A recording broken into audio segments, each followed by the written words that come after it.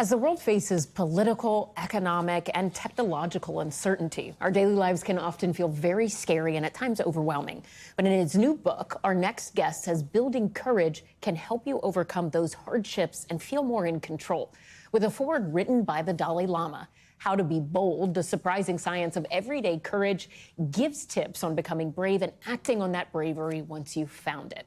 Harvard Business School professor and author Ranjay Gulati joins us now. Ranjay, you argue in this book that courage is not an innate trait. Explain that to us. Why do you think it's not innate?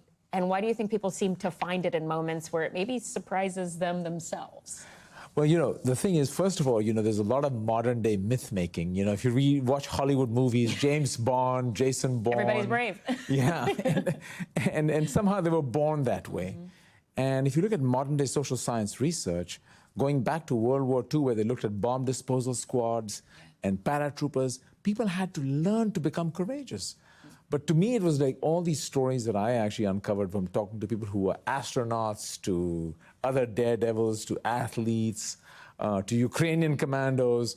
And I came to realize that most of them became courageous. Even historical figures like Gandhi and Mandela, mm-hmm. they weren't exactly born courageous, but it was just kind of an emergence over time. And the story that really struck home for me was actually my mother. Yeah. She was a fashion designer, from a high school teacher to an anthropologist to a fashion designer, buys a piece of land, and a developer comes home one day to try to force her to sell this land to her.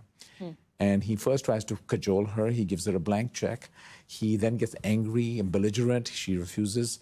He then he's wearing a blazer, and he pulls his blazer back, and he's a gun tucked in there.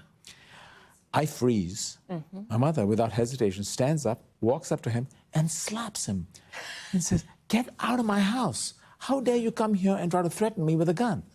And I asked her afterwards, I said, "Mom, that's nothing. You've never been like that." Yeah. She said, "Just because I'm scared doesn't mean I'm going to do nothing." Mm. Your book doesn't just tell these amazing stories, it does, but it also gives people kind of a blueprint, right, of how they can be bolder, how they can be more courageous. Take us through those steps. Well, it actually, people think courage is a cost-benefit analysis. You do a little rational cost-benefit. Yeah.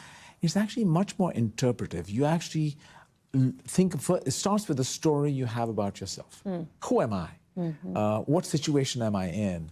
And it's that meaning-making about yourself that gets you thinking about it. But then I found that these people embolden themselves with a set of tactics, They have people around them who give them support. Think John F. Kennedy and his team. Yeah. They have confidence that they can do it. Mm-hmm. Think Captain Sullenberger and, landing a plane on the Hudson River. Yes, yes. Right?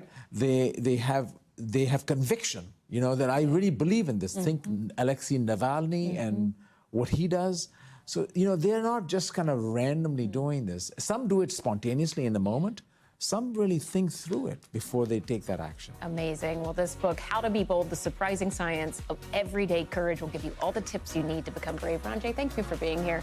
We'll be right back. Thank you.